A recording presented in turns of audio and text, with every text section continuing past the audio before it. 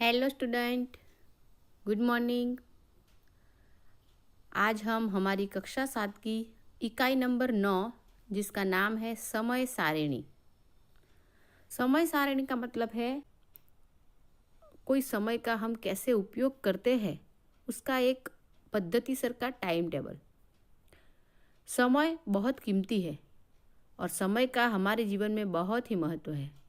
जीवन में किसी भी काम का व्यवस्थित आयोजन करना अत्यंत आवश्यक है और समय की बचत के लिए ही हमारे रोज़मर्रा के काम, पाठशाला, बस, रेल, हवाई जहाज़ आदि की समय सारणी बनाई जाती है। यहाँ इस इकाई में ऐसे ही कुछ समय सारणियाँ अभ्यास के लिए रखी है। एक आदर्श उपभोक्ता के रूप में हमारे क्या क्या फर्ज एवं अधिकार बनते हैं, इसकी जानकारी हेतु इस इकाई में कुछ भावपत्रक आदि जानकारी के हेतु रखे हैं। जैसे कि हम नीचे देखते हैं, यहाँ पे बच्चों को कहा गया है कि बच्चों, आप रोज़ सुबह में जागने से लेकर सोने तक क्या क्या प्रवृत्ति करते हैं, लिखिए। यहाँ पे जो टेबल दिया गया है उस पर देखिए, पहले दिया गया है क्रम, फिर समय और फिर प्रवृत्ति।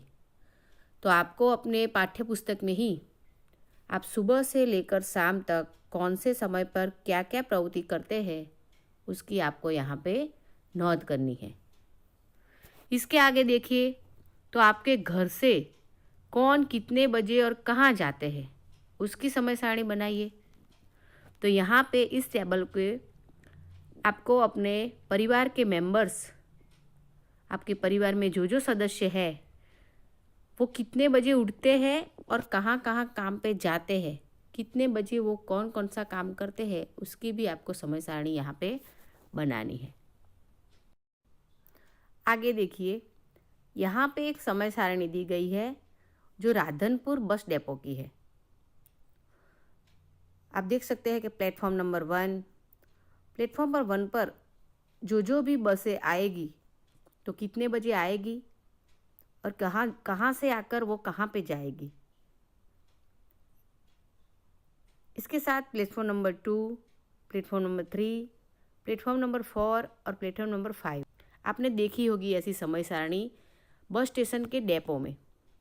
तो उसके आधार पर आप पता लगा सकते हैं कि कौन सी बस कितने बजे आएगी और कौन से प्लेटफॉर्म पर आएगी। तो सभी यात्रियों को अच्छी तरह से पता चल जाए, किसी को पूछने की ज़रूरत न पड़े, इसके लिए ऐसी समय सारणी हर एक बस स्टेशन, हर एक डेपो में होती है। आगे ये जो हमने समय सारणी देखी, उसके आधार पर नीचे कितने प्रश्न दिए गए हैं। जैसे कि काले रंग से लिखित रूट का क्या मतलब है, लाल रंग से लिखित रूट का क्या मतलब है। अब बताइए, प्लेटफॉर्म नंबर 2 से जाने वाली अंबाजी माता का मठ बस लोकल है या एक्सप्रेस। नंबर 4, प्लेटफॉर्म नंबर 4 से जाने वाली वलसाड थराद बस समय सारणी के अनुसार 23 बजे। अब 23 का मतलब क्या होता है, 23 बजे मतलब के रात के 11 बजे। तो रात के 11 बजे जाएगी, तब आपकी घड़ी के अनुसार क्या समय होगा। प्लेटफॉर्म नंबर 5 पर कहाँ कहाँ की बसें लगेगी। नंबर 6, एक्स्ट्रा बसें कब जाएगी। तो ये कई सारे प्रश्नों के उत्तर आप उसी समय सारणी का अभ्यास करके दे पाएगी। हमें पता है कि काले रंग का जो लिखित मतलब रूट का मतलब होता है वो बस लोकल है। अब है कि बीच में जो गांव आएंगे वहाँ सभी जगह ये बस स्टेशन करेगी। तो इस तरह आप अलग अलग प्रश्नों के उत्तर उस समय सारणी से दे पाएंगे। आगे देखते हैं। देखिए, यहाँ पे एक वेबसाइट दी गई है www.gsrtc.in। तो अपने मोबाइल में आप गूगल पर जाके इस वेबसाइट पर सर्च करके सभी बसों के टाइम टेबल आप जान सकते हैं। तो यहाँ पे 3 अलग अलग वेबसाइट यह दी गई है। पहली है जो बस की है, दूसरी वाली जो रेलवे की है, और जो लास्ट में दी गई है वो एयरलाइन की है। इसका मतलब है आपको जो प्लेन से जाना है, कहीं इंटरनेशनल मुसाफरी करनी है, तो उसके लिए वो वेबसाइट है। नीचे देखिए, यहाँ पे एक समय सारणी दी गई है स्टार प्लस चैनल की। हम टीवी देखते हैं, हम कई सारी चैनलों से माहितगार हैं। तो यहाँ पे स्टार प्लस चैनल पर कितने बजे कौन सा प्रोग्राम आएगा उसकी समय सारणी दी गई है। तो इसका अभ्यास करके आपको पता चल जाएगा कौन से बजे कौन सी सीरियल आएगी। आगे देखते हैं। स्टार प्लस के साथ साथ यहाँ Sony Max, discovery, before you, time now, ऐसी कई अलग अलग चैनल की भी माहिती यहाँ पे दी गई है। तो ये सभी चैनलों की समय सारणी यहाँ पे बनाई गई है। तो इसका अभ्यास करके आप ऐसे ही अपनी भी समय सारणी, आपके रोज़ बरोज़ के कार्यक्रम की समय सारणी इस तरह आप बना सकते हैं। आगे देखते हैं। देखिए, आपके लिए एक नया काम आ गया। आप टेलीविज़न पर कौन कौन से कार्यक्रम देखते हैं उसकी समय सारणी बनाइए। तो यहाँ पे क्रम, कार्यक्रम का नाम, कार्यक्रम का समय और चैनल का नाम ये कॉलम में दी गई है। तो आप कितने बजे कौन सी चैनल पर कौन सा कार्यक्रम देखते हैं, तो वो आपको अपनी टेक्स्ट बुक में यहाँ पे लिखना है। आगे देखिए, और उसी के आधार पर नीचे कितने मौखिक प्रश्न दिए गए हैं। जैसे कि आपको टीवी का कौन सा कार्यक्रम सबसे ज़्यादा पसंद है और क्यों। आप टीवी पर शिक्षा संबंधी कौन कौन से कार्यक्रम देखते हैं। आप अपने टीवी पर प्रसारित होने वाले कार्यक्रमों का मेनू कैसे देखेंगे। तो इस तरह के अलग अलग प्रश्न के उत्तर आपको अपनी नोटबुक में लिखने हैं। हम कोई भी वस्तु या सेवा पैसे देकर खरीदते हैं, तो हमारा यह अधिकार बनता है कि हमने जो भी वस्तु या सेवा खरीदी है वो अच्छी हो। उपभोक्ताओं के हितों की रक्षा के लिए हमारे देश में उपभोक्ता अधिनियम बनाया गया है।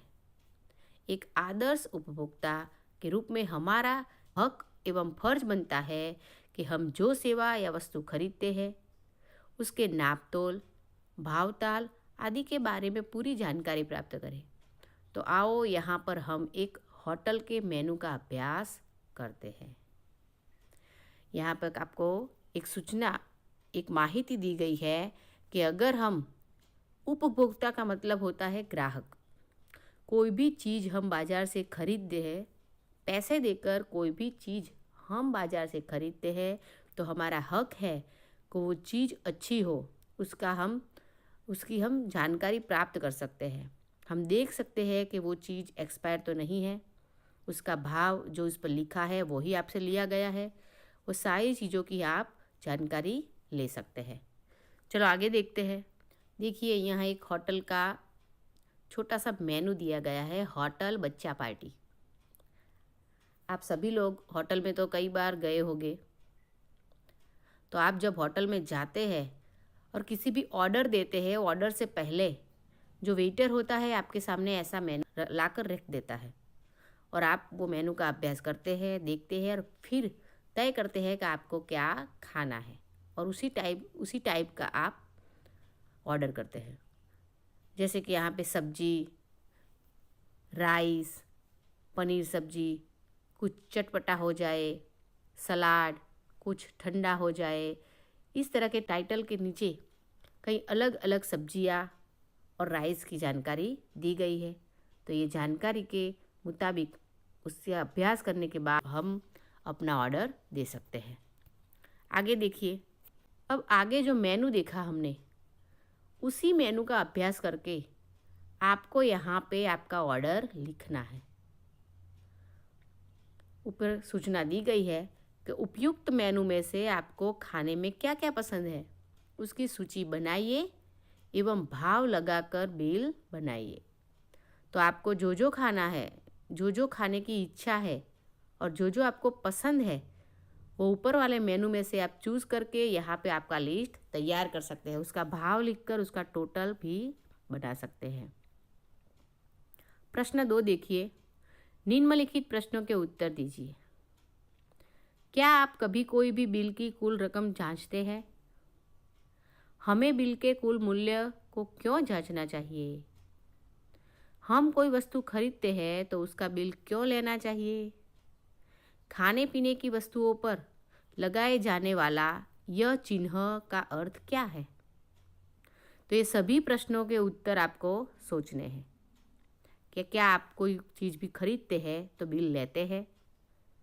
कोई बिल देता है तो आप उसको बराबर जांचते हैं कि इसका टोटल सही है? खाने पीने की चीज़ पर जो ये ग्रीन कलर का सिंबल होता है उसका मतलब क्या है वो आपको जानना चाहिए। उसका मतलब है कि ये जो चीज़ आपने ली है वो वेजिटेरियन है, वो शाकाहारी है, वो मांसाहारी नहीं है। अगर रेड चिन्ह हो तो आपको समझ लेना चाहिए कि वो मांसाहारी है। इस तरह नीचे देखिए, यहाँ पे एक बिल दिया गया है, पंडित दीनदयाल उपभोक्ता भंडार। हमारे गांव में जो राशन की दुकानें होती है तो उसी का ये बिल है। इस बिल को अच्छी तरह से आप समझ पाए तो उसके लिए हम एक छोटा सा वीडियो देखते हैं। चलो देखते हैं वीडियो। आपने राशन की दुकान तो देखी ही होगी। राशन की दुकान में क्या क्या मिलता है, किस प्रकार दिया जाता है, एक व्यक्ति को कितना अनाज मिलेगा, ये सब जानकारी हमें होनी चाहिए।